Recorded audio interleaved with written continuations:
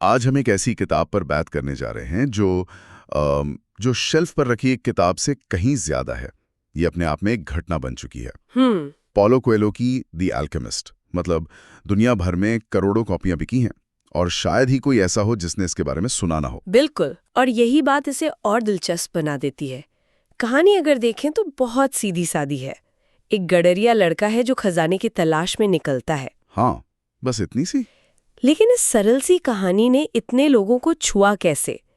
तो आज हमारी कोशिश यही समझने की होगी कि क्या द अल्केमिस्ट वाकई जिंदगी जीने का कोई गहरा रहस्य बताती है, या ये सिर्फ एक खूबसूरत उम्मीद भरी कहानी है जिसे हम सब सुनना चाहते हैं। सही सवाल है, क्योंकि कहानी जैसा आपने कहा सैंटियागो नाम के एक गडरिये की है।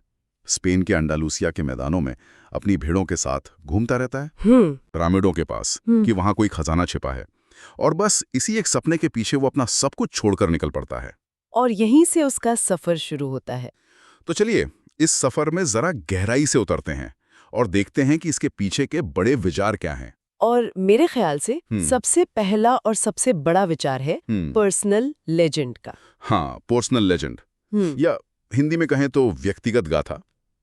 ईमानदारी से कहूं तो पहली बार जब मैंने सुना मुझे लगा ये तो बस अपने सपनों के पीछे भागो वाली बात का ही एक फैंसी तरीका है। नहीं, आपका ऐसा सोचना बिल्कुल स्वाभाविक है, क्योंकि ये विचार ऊपर से बहुत सरल लगता है। लेकिन किताब इसे थोड़ा अलग ढंग से देखती है। सोचिए, वो एक सपना जो बचपन से आपके साथ है, जिसे आप कभी भूल नहीं पाए। शायद एक आर्टिस्ट बनना, या पहाड़ों पर चढ़ना, या अपनी एक छोटी सी दुकान खोलना। कुछ भी हो सकता है। कुछ भी। किताब उसी को पर्सनल लेजेंड कहती है। ये सिर्फ एक इच्छा नहीं है, बल्कि एक तरह से आपकी जिंदगी का वो असली मकसद है जिसके लिए आप बने हैं।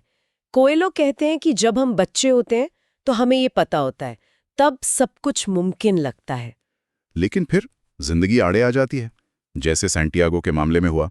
उसके माता पिता चाहते थे कि वो पादरी बने, जो एक किसान परिवार के लिए बहुत सम्मान की बात थी। बिल्कुल। लेकिन सैंटियागो की पर्सनल लेजेंड तो दुनिया देखना थी, इसीलिए उसने गडरिया बनना चुना, जो उस समय घूमने का एक जरिया था। और यहीं पर कहानी का सबसे मशहूर और शायद सबसे शक्तिशाली सूत्र आता है। जब सैंटियागो हिचकिचा रहा होता है तो उसे एक बूढ़ा राजा मिलता है, मेल्कीजेडेक। हाँ। और वो उससे कहता है कि जब तुम सच में कुछ चाहते हो तो पूरी कायनात उसे हासिल करने में तुम्हारी मदद करने के लिए साजिश करती है। ये लाइन, ये तो मतलब टी शर्ट और कॉफी मग हर जगह छपी मिलती है। सुनने में बहुत अच्छा लगता है कि पूरी कायनात आपकी मदद करेगी। हाँ, लगता तो है, पर असल जिंदगी में तो अक्सर इसका उल्टा होता है। जैसे ही आप कुछ बड़ा करने की सोचते हैं, मुश्किलें तो और बढ़ जाती हैं। किताब भी इस बारे में बात करती है ना, वो 4 बाधाएं। बिल्कुल। और यही चीज इस किताब को एक कोरी कल्पना से ज्यादा बनाती है। कोएल्हो अपने परिचय में साफ लिखते हैं कि ये रास्ता कोई फूलों की सेज नहीं है। वो 4 बड़ी बाधाओं का जिक्र करते हैं। और पहली बाधा तो बचपन से ही शुरू हो जाती है, जब हमें बताया जाता है कि जो हम चाहते हैं वो नामुमकिन है। हाँ, हमारे परिवार में कोई ऐसा नहीं करता, या अरे ये तुम्हारे लिए नहीं है। सैंटियागो के पिता ने भी तो यही कहा था, हमारे लोगों में से सिर्फ गडेरिये ही घूमते हैं। बिल्कुल। एक तरह से उन्होंने उसे उसकी सीमाएं बता दी थीं। और ये आवाजें हमारे अंदर बैठ जाती हैं। डर, अपराध बोध की परतें जमने लगती हैं और हमारी पर्सनल लेजेंड कहीं गहरे दब जाती है। ठीक है। लेकिन दूसरी बाधा वो और भी ज्यादा मुश्किल है, और वो है प्यार। ये थोड़ा अजीब है। प्यार एक बाधा कैसे हो सकता है? वो तो ताकत होना चाहिए। सही बात है, पर ये उस डर से जुड़ा है कि हमारे सपनों का पीछा करने से कहीं हमारे अपनों को दुख ना पहुंचे। अच्छा। जैसे आप एक सुरक्षित नौकरी छोड़कर अपना स्टार्टअप शुरू करना चाहते हैं, तो आपके मन में अपने परिवार की चिंता आती है। हाँ, ये तो होता है। सैंटियागो जब नखलिस्तान में फातिमा से मिलता है तो उसे लगता है कि बस उसे अपना प्यार मिल गया है, अब सफर यहीं रोक देना चाहिए। उसे डर लगता है कि आगे बढ़ने से वो फातिमा को खो देगा। हाँ, ये बहुत ही मानवीय भावना है। हम अक्सर अपने सपनों को दूसरों की खुशी के लिए कुर्बान कर देते हैं, या कम से कम हमें ऐसा लगता है। जबकि किताब कहती है कि सच्चा प्यार आपको कभी नहीं रोकता, बल्कि फातिमा सैंटियागो से कहती है, अगर मैं तुम्हारी पर्सनल लेजेंड का हिस्सा हूं तो तुम एक दिन लौट आओगे। वाह। वो उसे बांधती नहीं, बल्कि रेगिस्तान की एक औरत की तरह इंतजार करने की ताकत दिखाती है। तो ये प्यार को एक बाधा की जगह ताकत बना देता है। और तीसरी बाधा, वो तो शायद सबसे जानी पहचानी है, हार का डर। इसका सामना तो सैंटियागो को बहुत जल्दी करना पड़ा। जैसे ही वो अफ्रीका के टैंजियर शहर पहुंचता है, उसका सारा का सारा पैसा चोरी हो जाता है। सब कुछ। वो अकेला है, भाषा नहीं जानता और पूरी तरह टूट चुका है। वो पल कहानी का एक बहुत अहम मोड़ है। वो लगभग हार मान लेता है और वापस जाने की सोचने लगता है, लेकिन तभी उसे याद आता है कि वो इसे एक रोमांच की तरह भी तो देख सकता है। हाँ। और यहीं पर लेखक एक जरूरी बात कहते हैं, जीवन का रहस्य 7 बार गिरना और 8 बार उठना है। मतलब हार इस सफर का हिस्सा है, अंत नहीं। बल्कि यही वो पल होते हैं जहां हम सबसे ज्यादा सीखते हैं। बिल्कुल।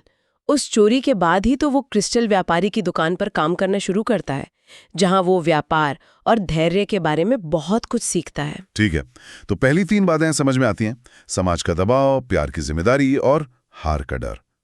लेकिन ये चौथी बाधा, ये सबसे अजीब है और शायद सबसे ज्यादा चौंकाने वाली भी। कौन सी? अपने सपने के सच होने का डर। ये तो कोई मतलब ही नहीं हुआ। कोई अपने सपने के सच होने से क्यों डरेगा भला? ये सवाल बहुत अच्छा है, क्योंकि ये सुनने में जितना अजीब है उतना ही सच है। कोएलो ऑस्कर वाइल्ड का एक कोट यूज करते हैं, हर आदमी उस चीज को मार देता है जिसे वो प्यार करता है। सोचिए, आप सालों से एक लक्ष्य के लिए मेहनत कर रहे हैं। जब आप उसके बिल्कुल करीब पहुंच जाते हैं तो अचानक एक अपराध बोध सा महसूस होने लगता है। आप उन लोगों को देखते हैं जो असफल रहे और आपको लगता है कि शायद आप इस सफलता के लायक नहीं हैं। एक तरह का इम्पोस्टर सिंड्रोम। बिल्कुल। और आप अनजाने में खुद को ही नाकाम करने लगते हैं। आप उन सभी संघर्षों और बलिदानों को भूल जाते हैं जो आपको यहाँ तक लाए हैं। ये सबसे खतरनाक बाधा है, क्योंकि ये योग्यता और पवित्रता का नकाब ओढ़े रहती है। वाह, ये तो वाकई बहुत गहरी बात है। तो अगर रास्ता इतना मुश्किल है और इतनी सारी मानसिक बाधाएं हैं, तो कोई अपना रास्ता खोजे कैसे? यही पर शगुन या ओमेन्स और दुनिया की भाषा का विचार आता है ना? हाँ, और ये भी एक ऐसा विचार है जिसे लोग या तो पूरी तरह अपना लेते हैं या पूरी तरह खारिज कर देते हैं। किताब के हिसाब से दुनिया की भाषा में शब्द नहीं होते। तो फिर क्या होता है?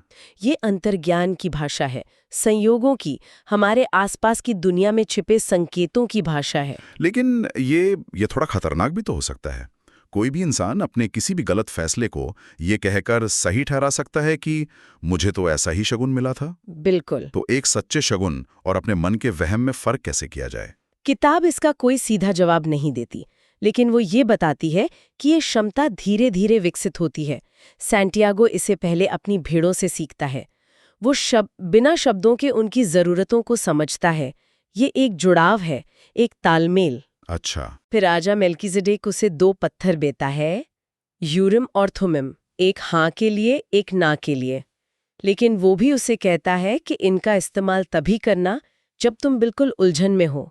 पहले अपने फैसले खुद लेने की कोशिश करो। मतलब ये कोई जादू की छड़ी नहीं है, ये अपने अंतर्ज्ञान को, अपनी इंट्यूशन को तेज करने का एक तरीका है। सही कहा। और इसका सबसे बड़ा उदाहरण तब आता है जब सैंटियागो नखलिस्तान में बाजों को आसमान में लड़ते हुए देखता है। हाँ। और अचानक उसे एक भविष्य दर्शन होता है कि नखलिस्तान पर हमला होने वाला है। वो कोई ज्योतिष नहीं है, बल्कि वो उस पल में प्रकृति की भाषा को इतने गहरे से समझ गया है कि उसे आने वाले खतरे का आभास हो जाता है। यह दिखाता है कि वह अब दुनिया की आत्मा से, सोल ऑफ द वर्ल्ड से जुड़ गया है। इसी जुड़ाव से जुड़ी एक और खूबसूरत कहानी है किताब में, जो शायद मेरा पसंदीदा हिस्सा है। कौन सी? एक लड़के और चम्मच में तेल की 2 बूंदों की कहानी। हाँ, वो कहानी तो वो पूरी किताब का सार है। एक बुद्धिमान व्यक्ति एक लड़के को अपने आलीशान महल की सारी सुंदरता देखने के लिए भेजता है, लेकिन साथ में उसे एक चम्मच देता है जिसमें तेल की 2 बूंदें होती हैं। और शर्त यह कि तेल गिरना नहीं चाहिए। बिल्कुल। पहली बार में लड़का इतना ज्यादा ध्यान उस चम्मच पर रखता है कि वो महल की कोई भी खूबसूरती देख ही नहीं पाता। न फारसी कालीन, न सुंदर बगीचे, कुछ नहीं। वो तेल तो बचा लेता है पर अनुभव कुछ नहीं कर पाता। फिर बुद्धिमान व्यक्ति उसे दोबारा भेजता है। इस बार लड़का महल की हर चीज को देखता है, उसकी सुंदरता में खो जाता है, लेकिन इस प्रक्रिया में वो चम्मच से तेल गिरा देता है। और तब वो बुद्धिमान व्यक्ति उसे खुशी का असली रहस्य बताता है। दुनिया के सभी आश्चर्यों को देखो, लेकिन चम्मच में तेल की 2 बूंदों को कभी मत भूलो। मुझे लगता है कि ये आज की दुनिया के लिए सबसे जरूरी संदेशों में से एक है। हम या तो अपने लक्ष्यों पर, मतलब तेल की बूंदों पर, इतना ध्यान देते हैं कि जिंदगी को, यानी उस महल को जीना भूल जाते हैं, या फिर जिंदगी के मजे में इतने खो जाते हैं कि अपने मकसद को ही भूल जाते हैं। एकदम सही। ये सफर और मंजिल के बीच संतुलन की बात है, और ये हमें उस क्रिस्टल व्यापारी की याद दिलाता है जिससे सैंटियागो मिलता है। हाँ, वो आदमी जो सालों से मक्का जाने का सपना देख रहा है पर कभी जाता नहीं। क्यों? क्योंकि उसे डर है कि अगर उसका सपना पूरा हो गया तो उसके पास जीने का कोई मकसद ही नहीं बचेगा। उसके लिए सपना ही उसे जिंदा रखे हुए हैं, सपने का पूरा होना नहीं। वो बदलाव से डरता है। वो एक तरह से उस लड़के की तरह है जो महल देखना ही नहीं चाहता, बस अपनी चम्मच को ताकता रहता है। और अंत में कहानी का सबसे बड़ा मोड़ यही संतुलन सिखाता है। सैंटियागो हजारों मील का सफर तय करके, रेगिस्तान पार करके, मौत को छूकर पिरामिड तक पहुंचता है, सिर्फ ये जानने के लिए कि खजाना तो वहीं छिपा था जहां से उसने अपना सफर शुरू किया था। हाँ, स्पेन में उसी टूटे हुए चर्च में गूलर के पेड़ के नीचे। कई लोग कहते हैं कि ये तो एक तरह से धोखा है, इतना सब कुछ करने के बाद पता चला कि खजाना तो घर पे ही था। लेकिन क्या ये सच में धोखा है? अगर वो ये सफर नहीं करता तो क्या उसे उस खजाने के बारे में कभी पता चलता? नहीं, कभी नहीं। बिल्कुल नहीं। असली कीमिया या एल्केमी वो सीसे को सोने में बदलना नहीं था। असली कीमिया तो उस सफर ने की जिसने एक साधारण गडरिये लड़के को एक ऐसे इंसान में बदल दिया जो दुनिया की भाषा समझ सकता था, जिसने प्यार को जाना और जिसने खुद को समझा। तो मतलब सफर खजाने के लिए नहीं था, खजाना तो सफर के लिए एक बहाना था। बिल्कुल। खजाना उस परिवर्तन को, उस ट्रांसफॉर्मेशन को शुरू करने का एक जरिया था। असली दौलत तो वो अनुभव, वो ज्ञान और वो आत्मबोध था जो उसने रास्ते में कमाया। तो द एल्केमिस्ट की इस गहरी पड़ताल को समेटते हुए हम उस सवाल पर वापस आते हैं जो हमने शुरू में उठाया था। क्या यह सिर्फ एक अच्छी लगने वाली कहानी है या इसमें वाकई कोई व्यावहारिक ज्ञान है? मुझे लगता है कि ये कहानी अपनी व्यक्तिगत गाथा को पहचानने, उसे जीने का साहस करने और रास्ते की बाधाओं को एक हिस्से के तौर पर स्वीकार करने के बारे में है। ये हमें याद दिलाती है कि सफर खुद में एक इनाम है, और ये एक और गहरे विचार की ओर ले जाती है जो पूरी कहानी में बुना हुआ है। एक अरबी शब्द है जो बार बार आता है, मकतूब। हाँ, मकतूब, जिसका मतलब है ये लिखा हुआ है। क्रिस्टल व्यापारी भी इसका इस्तेमाल करता है, रेगिस्तान के लोग भी। लेकिन ये पर्सनल लेजेंड के विचार से टकराता नहीं है। अगर सब कुछ पहले से ही लिखा हुआ है तो फिर मेहनत करने, चुनाव करने और संघर्ष करने का क्या मतलब है? यही इस किताब का सबसे दिलचस्प विरोधाभास है। और शायद इसका जवाब यह है कि कोएलो ये नहीं कह रहे कि आपका हर कदम लिखा हुआ है। शायद मंजिल लिखी हुई है, आपकी क्षमता लिखी हुई है, लेकिन उस तक पहुंचने का रास्ता आपको खुद बनाना पड़ता है। अच्छा। मकतूब का मतलब ये हो सकता है कि आपका खजाना मौजूद है, ये लिखा हुआ है, लेकिन उसे पाने के लिए आपको सैंटियागो की तरह रेगिस्तान पार करना ही होगा। नियति और इच्छा शक्ति वो अलग अलग नहीं, बल्कि एक ही सिक्के के दो पहलू हैं। तो आज का विचारणीय प्रश्न भी यहीं से निकलता है। अगर हम ये मान लें कि हमारी पर्सनल लेजेंड या हमारा असली मकसद पहले से तय है, तो क्या ये चीज़ हमें आज़ाद करती है या हमें एक बंधन में डालती है? क्या ये जानने से कि मंजिल तय है हमें रास्ते के तूफानों से लड़ने की ज़्यादा हिम्मत मिलती है, या ये हमें निष्क्रिय बना देता है कि जो होना है वो तो होकर रहेगा? किसी की अपनी कहानी में इच्छा शक्ति और मकतूब एक साथ कैसे काम करते हैं?